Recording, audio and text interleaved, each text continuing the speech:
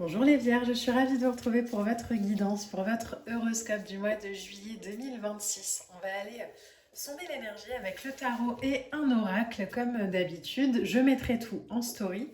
Si vous avez la moindre question, vous n'hésitez pas, je vous réponds en commentaire. Pensez comme d'habitude à liker, à partager, à commenter. Ça me fait extrêmement plaisir d'avoir vos retours par rapport à ces guidances.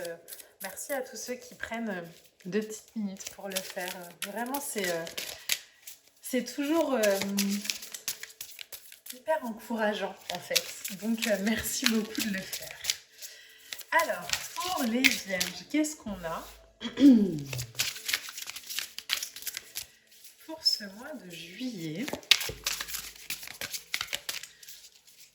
Alors, ça prend le temps de venir, c'est pas grave, on va le prendre. Hein. Si vous avez une vidéo qui fait 45 minutes où je bats les cartes, ce sera la vidéo. Alors, on en a deux. On a un 9 de bâton, ok. On a un 4 d'épée.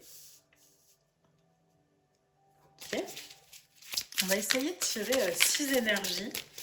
Et puis on va voir un petit peu. Alors, on a un 5 de coupe. Ok. Ce jeu est très beau, mais je vous avoue que pour lire le nom des cartes dans le retour caméra, le blanc avec la lumière, c'est vraiment pas l'idéal.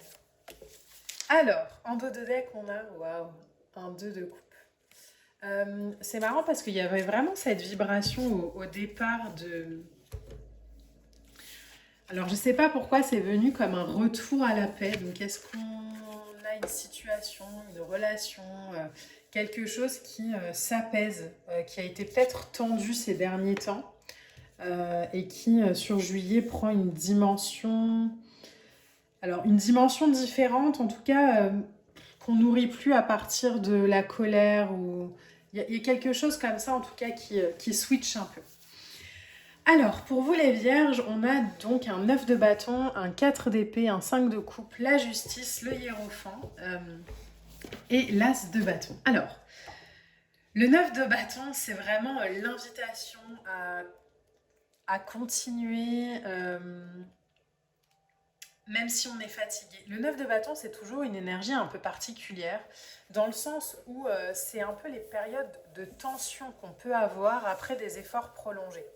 Donc, il y a de la vigilance, il y a aussi un peu cette forme de résilience à tenir debout, à continuer, à pas relâcher maintenant. On pourrait peut-être avoir envie de relâcher parce qu'on n'a pas... dans la matière la concrétisation de quelque chose. Et en fait, là, le 9 de bâton, c'est vraiment, ok, si tu veux viser une vie équilibrée, il faut que tes efforts perdurent malgré les épreuves. Donc, c'est toujours très facile à dire pour moi, au travers de la caméra, je vous l'accorde. Mais j'ai la sensation quand même qu'avec ce 2 de coupe, là, en dos de deck, on nous dit si tu te bats en fait, si ce que tu mets en place c'est pour ton harmonie, pour ton ouverture de cœur, si ça fait vibrer ton cœur, continue. Les résultats vont arriver. Tout va venir à toi, mais prends aussi en information la dimension que parfois les choses sont dans une temporalité autre que celle que toi t'aurais désiré ou souhaité.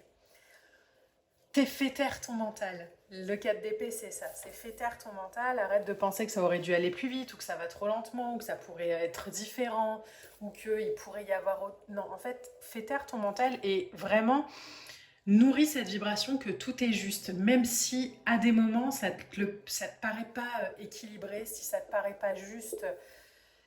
Du coup, vous voyez qu'au travers de ce que je suis en train de vous dire, il y a vraiment une vibration assez spéciale. J'ai la sensation, alors attention, warning, hein, on est sur du tirage général collectif, vous le savez, les guidances sont là pour vous accompagner et aborder l'énergie vraiment pour avancer, pas pour résister, pas pour se questionner, pas pour... Il y a une vraie vibration là-dedans de reprendre aussi sa responsabilité. Je fais cette parenthèse parce que là, on a un 4 d'épée et on a un 5 de coupe. Le 4 d'épée, ce serait vraiment une forme de retrait temporaire. Donc, ce que je vois ici, moi, c'est qu'on a une situation, une relation, quelque chose en tout cas qui nourrit profondément notre cœur, qu'on sent aligné. Mais par contre, on voit peut-être pas encore les résultats dans la matière. Donc là, le tarot nous encourage à continuer nos efforts, à continuer à nourrir cette vibration-là. Par contre, elle nous demande aussi de faire taire, entre guillemets, le mental. D'arrêter de toujours emmener cette vibration du mental catastrophique ou dramatique et de sortir peut-être aussi de schémas de manque, de schémas où on regarde toujours le passé, où on se dit oui mais si ça n'a pas marché avant, ça ne marchera pas maintenant. Comme si on avait toujours un peu une vibration de peur de perdre. L'idée ici, par exemple, si ça concerne une relation, c'est pas je la nourris parce que j'ai peur de perdre l'autre. L'idée, c'est je la nourris et je suis patient parce que c'est profondément aligné en harmonie avec mon cœur. C'est pas je veux garder l'autre à tout prix parce que j'en ai besoin et je sais pas quoi. C'est vraiment je sais que c'est la personne qui fait vibrer mon cœur et que malgré les tempêtes, je continue à nourrir. Je continue à nourrir, oui, mais peut-être dans un mode différent. Alors une situation, une relation, peut-être dans un mode un peu de retrait. Je vais peut-être moins m'investir, je vais peut-être moins être disponible, je vais peut-être mettre davantage en avant des moments pour moi que pour l'autre. Mais ça n'empêche qu'on peut continuer quand même à nourrir la relation, mais d'une manière différente, plus juste, plus guidée. Il y a une nouvelle façon de faire sur la deuxième ligne. Donc, on nous invite ici clairement, l'as de bâton, c'est l'énergie du début, c'est une énergie créative, c'est l'envie d'agir, l'envie de créer, l'envie de faire. Mais l'as de bâton, lui, il vient vraiment prendre sa source, il puise vraiment sa force dans une force intérieure brute, dans quelque chose qui est très viscéral, qui est très aligné en fait. Ces fameux, je sais pas pourquoi je sais, mais je sais que je dois continuer, je sais que je dois persévérer, je sais que je dois avancer. Mais peut-être que vous les vierges, vous êtes invités à le faire autrement. Sortir d'une forme d'épuisement par le contrôle ou par le j'ai besoin de comprendre, j'ai besoin que ça avance, j'ai besoin que ça se fasse, j'ai besoin que ce soit maintenant, j'ai besoin,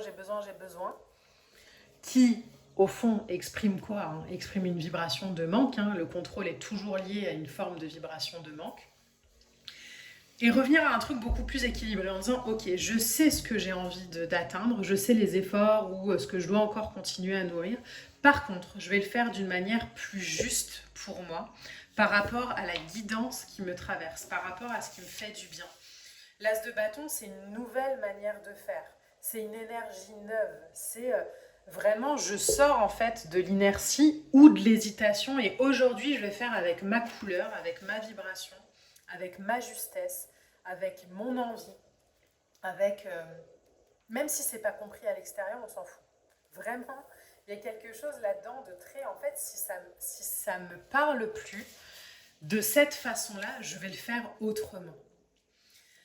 Le pape, c'est de la transmission, c'est de la guidance intérieure, c'est des principes qui structurent. Donc, c'est comme si, les vierges, sur ce mois de juillet, vous aviez capté une version de vous ou un désir de faire différent. Peut-être que le but n'a pas changé, mais que le désir de faire a changé. Et qu'en fait, on continuait à faire la même chose de la même façon. Mais en fait, ça nous draine. Et ça, au niveau nerveux, vous voyez, j'arrive même pas à le dire. C'est drainant au possible. Continuer à vouloir tenir des postures qui ne sont plus justes pour soi, c'est beaucoup plus énergivore que de lâcher et de faire autrement. Revenez à quelque chose sur ce mois de juillet, les vierges. Alors, je ne sais pas de quoi je vous parle, mais vous adapterez mon discours. Mais revenez à quelque chose de juste et d'équilibré pour vous et tranchez avec ce qui ne l'est pas. D'une manière très concrète, par exemple, ça peut être j'adore mon travail, je ne suis pas encore promue, je n'ai pas encore obtenu ce que j'avais envie d'obtenir, etc., etc. Plutôt que de m'épuiser à vouloir atteindre quelque chose, je vais pas perdre de vue mon objectif, mais dans la matière, je vais rééquilibrer les choses pour que ce soit plus juste pour moi. Donc je vais peut-être arrêter de faire des heures sub, je vais peut-être arriver un peu plus tard le matin, je vais peut-être couper mon portable le week-end. Dans la sphère sentimentale, ça peut être à peu près la même chose. Ça peut être, en fait, j'aime cette personne, même si on rencontre des hauts et des bas, voilà, j'ai envie que cette relation, elle fonctionne et tout. Par contre, je m'épuise à chercher à comprendre l'autre. Je m'épuise à initier des conversations. Je m'épuise à aller toujours à la pêche, s'il te plaît, exprime, exprime, exprime, quand l'autre est dans un état peut-être pour le moment un peu plus fermé. Donc là, c'est en fait, je renie pas cette relation. Hein, je vais pas dans du drama ou de la catastrophe. Je suis pas obligée de mettre un terme à tout le temps. Mais par contre, je vais peut-être moins provoquer les discussions. Je vais peut-être moins être en attente. Je vais peut-être moins demander. Je vais peut-être...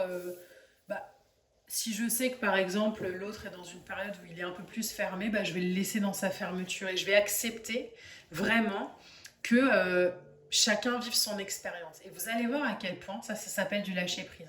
Quand on est dans l'acceptation, les choses bougent beaucoup plus rapidement que quand on cherche à les contrôler. C'est énergétique. Plus je tire sur les rênes des chevaux, moins ils avancent. C'est pareil avec le contrôle. Plus je vais être dans un contrôle de l'énergie en disant il faut que ça arrive comme ça, il faut que ce soit comme ça, il faut qu'on me dise ça, il faut, plus l'énergie en fait est retenue ici. Quand je lâche, je laisse faire les choses à leur juste manière, à leur juste façon. Et comme par hasard, les choses avancent d'une manière plus équilibrée, plus cohérente.